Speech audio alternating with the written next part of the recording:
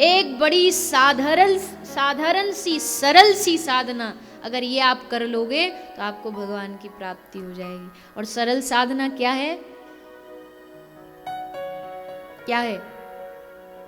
अच्छा, एक बार दोनों हाथ उठाइए, बोलिए हरे कृष्ण कृष्ण कृष्ण हरे हरे, हरे राम राम राम हरे हरे। ये सबसे सरल साधना। और कोई ये ना सोचे कि मेरा ये गुरु परंपरागत मंत्र है इसलिए बोल रही हूँ। ये कहने का मतलब ये कि ये भगवान नाम सबसे सरल साधना, सबसे सरल, सबसे उत्तम साधना। इसमें कुछ भी नहीं इन्वेस्ट है, कोई इन्वेस्टमेंट नहीं है, बस प्रॉफिट ही प्रॉफिट है। ऐसा धंधा करना चाहते हो जिसमें इन्वेस्ट ना हो और वह आए ही आए? सब चाहते हैं ना ऐसा, तो पैसा लगे ना एक और वह मिलता ही मिलता रहे, इससे बढ़िया बात क्या होगी? कहीं ऐसा मिल जाए हमें मौका तो छोड़ेंगे? कभी नहीं छोड़ेंगे। ऐसे मौके की तो तलाश में रहते हैं, कहाँ सेल चल रही है, कहाँ by one get one free चल रहा है। लगता देखो पैसा, अब वो बात हमें, हमारे दिमाग को बुद्धू बनाने वाली बात है। बाकी पैसा वो उतना ही लेंगे, वो कोई इतने हमारे प्रति समर्पित नहीं कि 5 कपड़ा हमें 1 के भाव में दे देंगे और घुमा के ले लेते हैं। हमें लगता हाँ हमने 1 की पैसे दे के 3 खरीद लिए। तो जहाँ ऐसा ऑफर मिलता हम ढूंढते रहते, कहाँ कौन सी चीज सस्ते में मिल जाए। और छोटे छोटे भी कहीं थोड़ा भी लाभ हो जाए, इसके लिए कितना मोल भाव करते हैं। मोल भाव तो माताओं से पूछो कैसे करना होता, मैया तो सब एकदम साड़ी वाले की दुकान में कहती है, अरे भैया जी कैसी बात, पूरी मतलब जितनी साड़ी सब खुलवा के बोलती है, भैया जी इतने की बता रहे हो आप साड़ी, पिछले सप्ताह में आई थी यही तो 7,000 की दे रहा था, तुम 10,000 की बता रहे हो। दुकानदार बोला, बहन जी भगवान से डरो, कल दुकान खुली है ये, तुम पिछले सप्ताह कहाँ से आ गई। पर एक कुछ डायलॉग जो है ना माताओं के फिक्स होते हैं।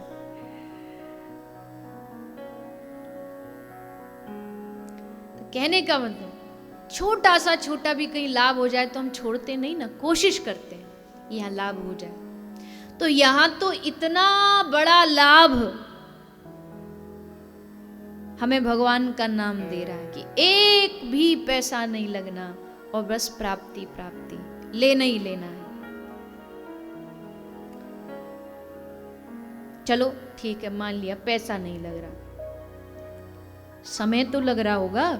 समय क्या कम कीमती होता है? टाइम इज मनी, कहावत है ना, टाइम ही हमारा पैसा है, टाइम ही हमारा धन है। तो समय तो लग रहा होगा। बोले कतई नहीं, समय भी नहीं लग रहा। भगवान का नाम लेने में समय नहीं लगता है। जब जिस चीज से हमारी रुचि हो जाती है, जब जिस काम को करने में हमारा मन लग जाता है, जिस काम में हमारा इंटरेस्ट लग जाता है, फिर उसमें समय देना नहीं पड़ता है, अपने आप हम खोज लेते हैं। अच्छा, आज से कई साल पहले साइंस ने ये घोषणा की कि हम टेक्नोलॉजी को धीरे धीरे, मतलब टेक्नोलॉजी बढ़ाएंगे, विकास होगा, विकास होके हम ऐसा कर देंगे कि लोगों के पास टाइम ही टाइम होगा। हम आदमी के लिए इतनी सारी फैसिलिटीज दे देंगे कि आदमी के पास बहुत समय होगा। जैसे पहली फैसिलिटी क्या हो गई, दिल्ली से किसी को कलकत्ता जाना हो तो कितना समय लगेगा, बैलगाड़ी में या पैदल। तो साइंस ने हमें गाड़ी दे दी, कार दे दी, कार से जाओ।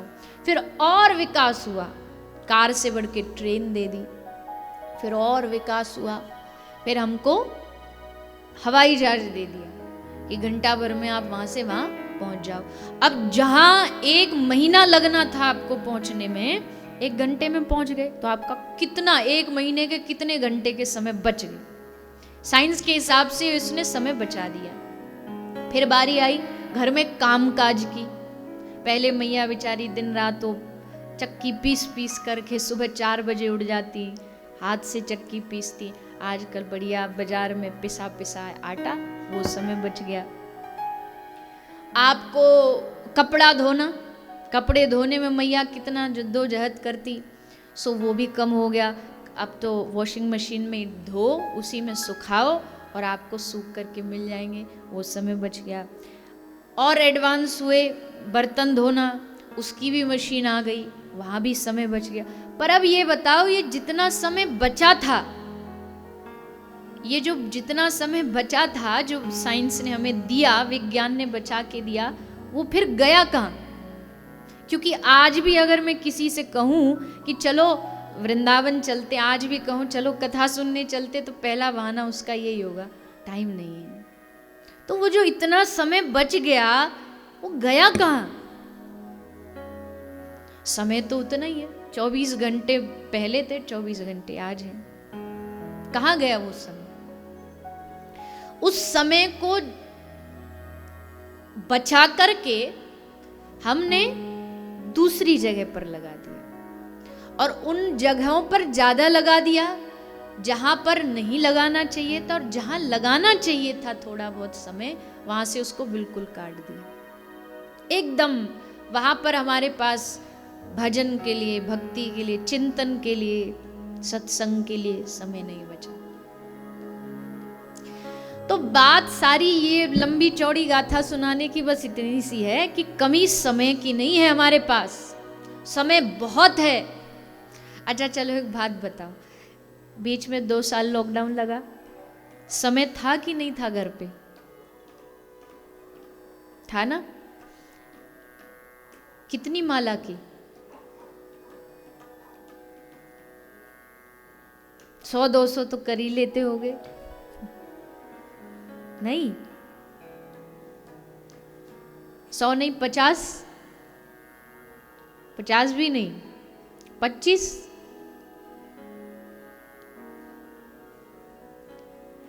इतने से ही समझ जाइए।